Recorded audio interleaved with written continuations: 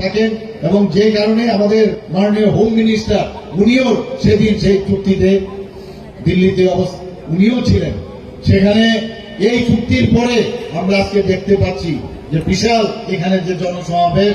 আজকে আমাদের সাথে আগে আইপিএফটি ছিল ভারতীয় এখন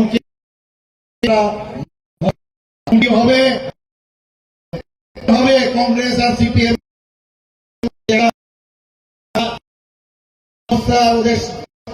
ওরা কিভাবে রাজ্য চালিয়েছে আমরা কিন্তু দেখেছি।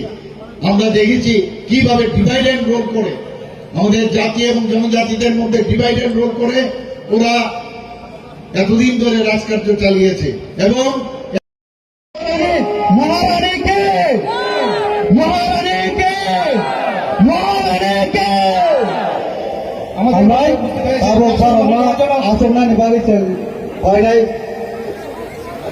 আমি আসন গ্রহণ করার জন্য রাজ্যের জনপ্রিয় মুখ্যমন্ত্রী ভারত মাতা কি